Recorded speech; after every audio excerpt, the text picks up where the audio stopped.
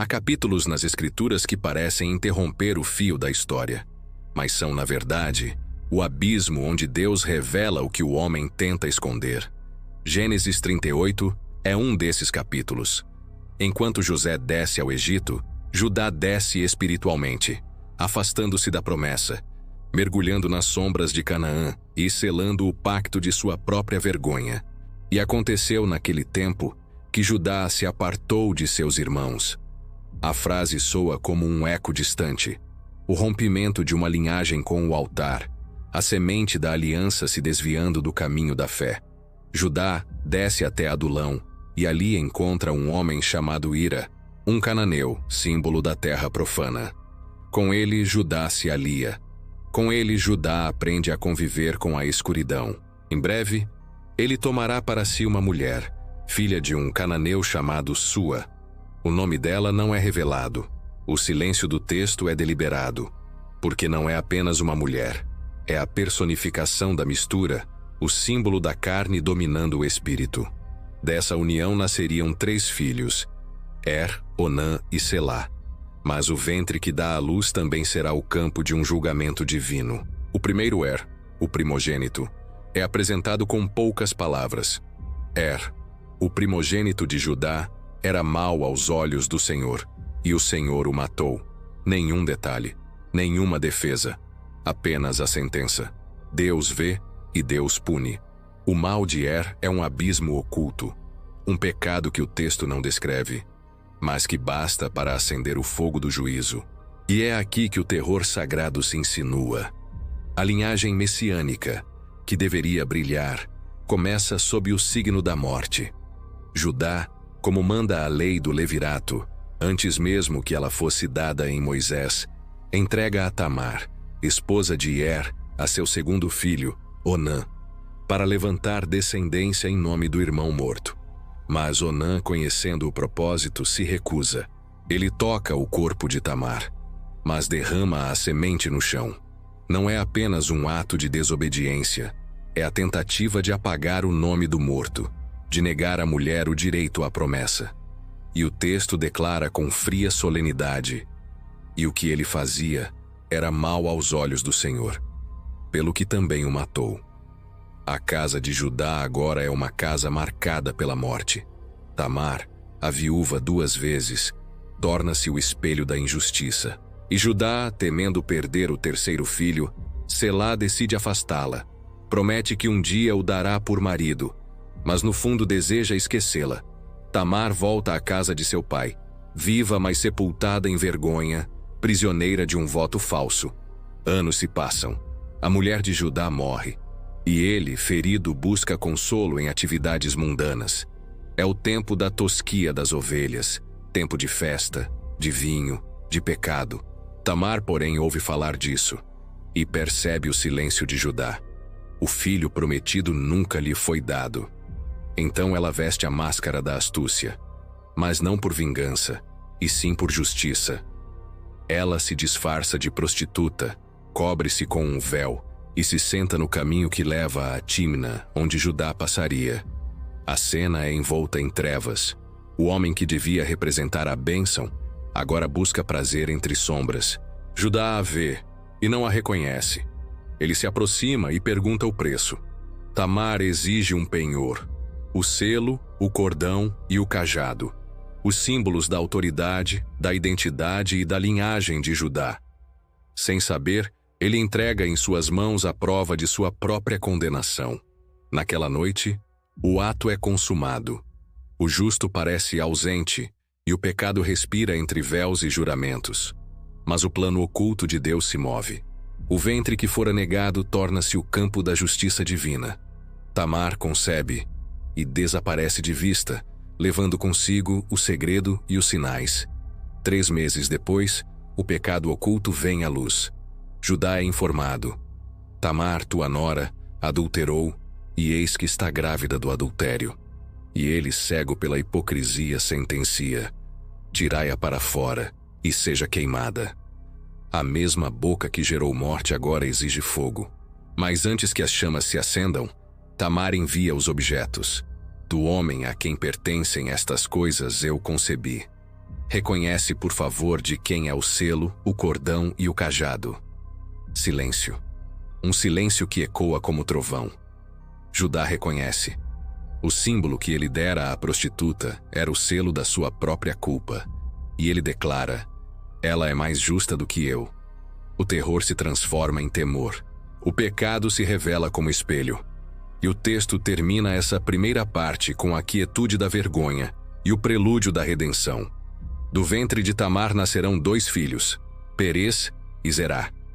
Mas isso é para outro momento, porque aqui, no coração das sombras, a promessa reaparece. O capítulo que começou com separação e morte, termina com o ventre que gera vida. Uma vida que um dia levará até Davi, e de Davi até Cristo. Entre véus, enganos e sentenças, Deus tece a linhagem da salvação. O selo do pecado se torna o sinal da graça. E o nome de Tamar, uma mulher esquecida e impura aos olhos dos homens, é gravado na genealogia do Salvador. O ventre de Tamar tornou-se o ponto onde o juízo e a misericórdia se encontram. Na terra onde os mortos jazem por causa do pecado, Deus decide plantar uma semente viva.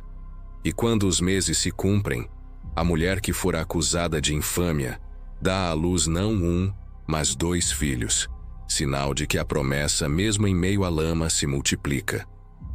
A cena é solene, quase silenciosa. As parteiras assistem o nascimento com espanto, porque algo incomum acontece.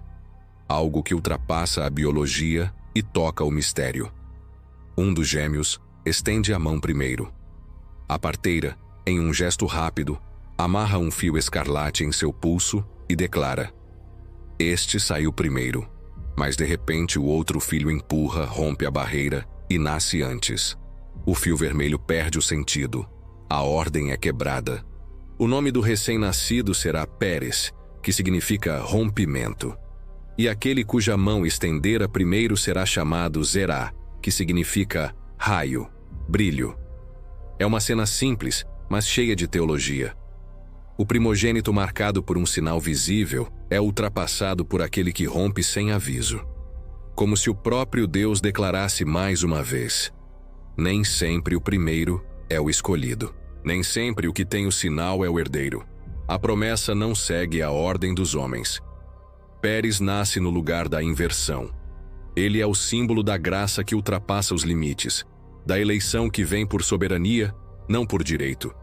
Enquanto Zerá representa a glória aparente, o fio escarlate, o brilho que desponta, Pérez é o rasgo invisível, o escândalo da providência que escolhe o improvável. Assim, dentro de um parto manchado pela vergonha, Deus revela o padrão da redenção.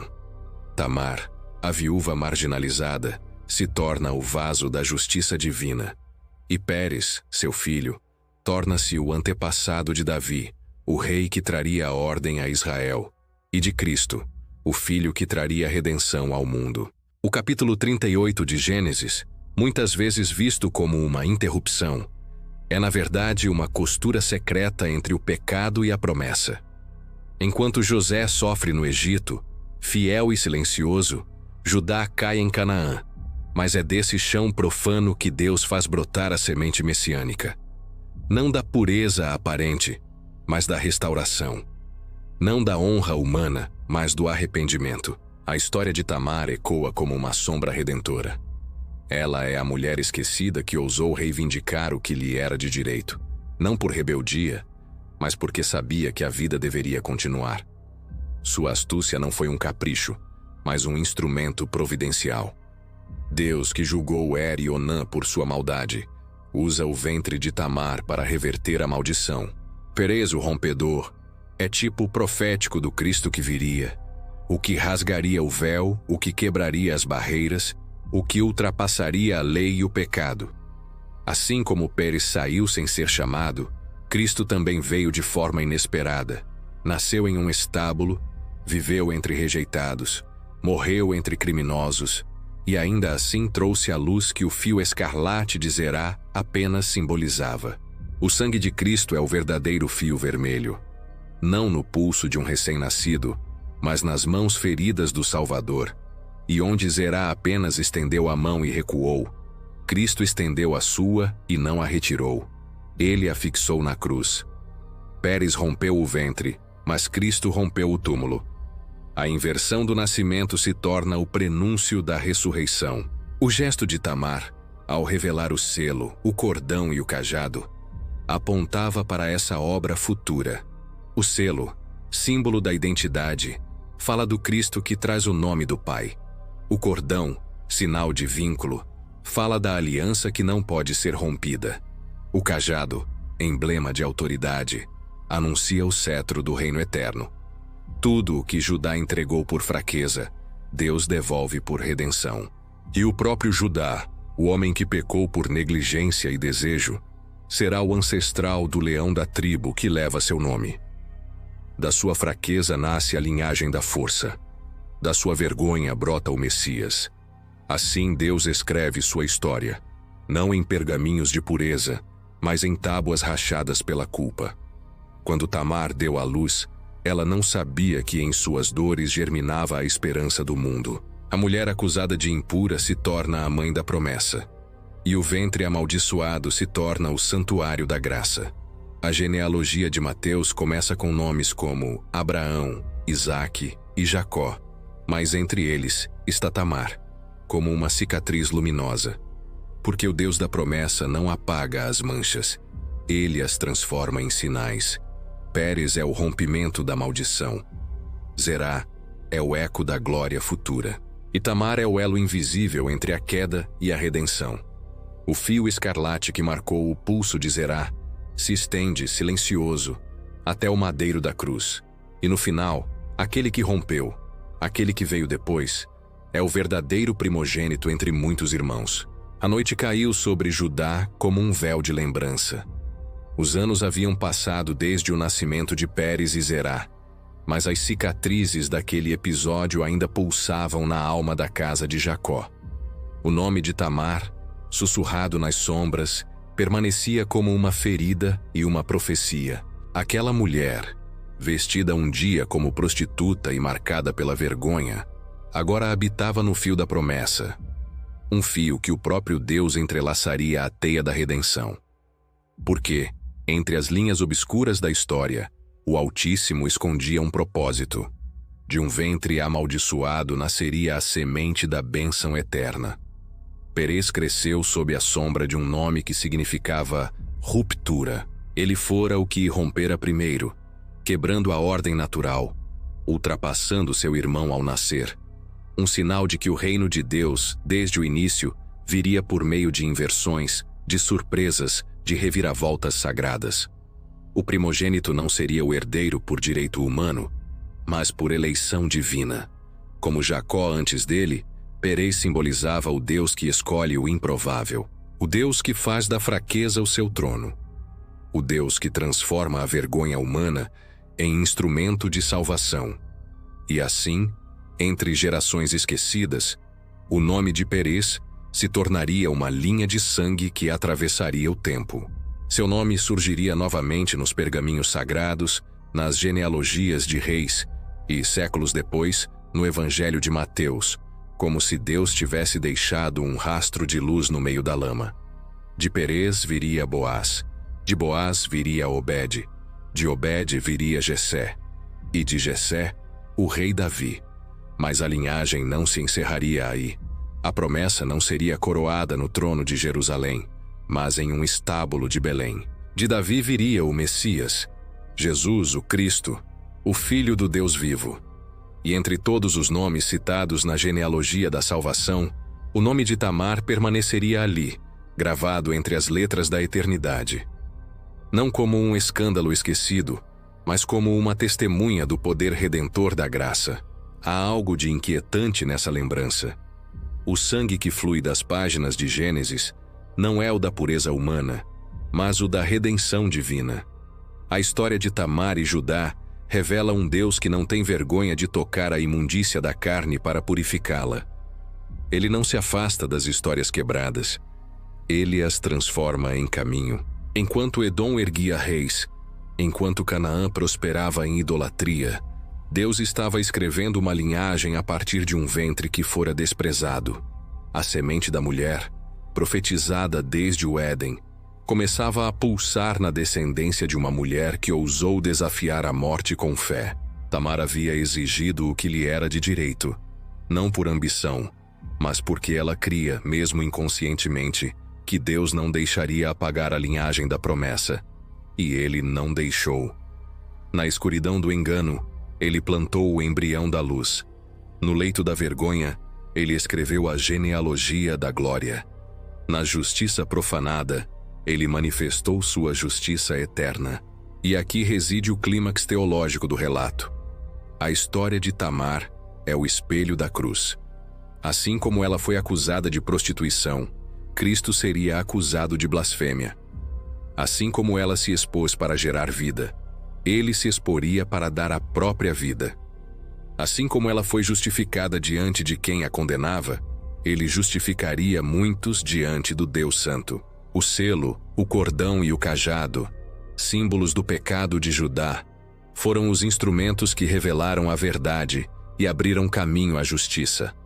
Séculos depois, seriam os cravos, a coroa e a cruz, os instrumentos que revelariam o Filho do Homem, abrindo caminho à redenção.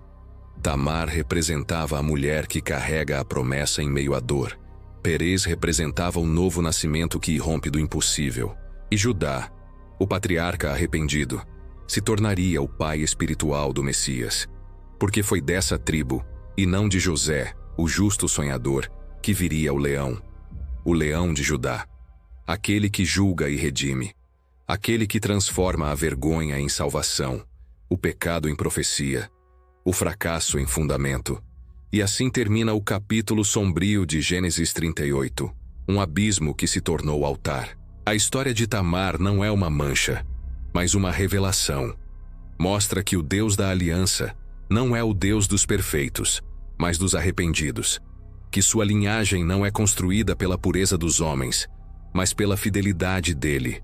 E que cada lágrima derramada em vergonha pode ser o prelúdio de uma glória maior. No ventre impuro, ele plantou o Salvador. Na casa dividida, ele edificou o reino. E na escuridão de Judá, brilhou a primeira centelha da cruz. Porque o Deus de Gênesis 38 é o mesmo Deus que séculos depois escreveria sobre a terra, enquanto os homens traziam diante de ele outra mulher acusada de adultério. E mais uma vez ele transformaria a culpa em graça. O Deus de Tamar é o Deus de Cristo. O Deus que escreve histórias com as cinzas. O Deus que redime o que o mundo chamaria de perdido e o transforma em herança eterna.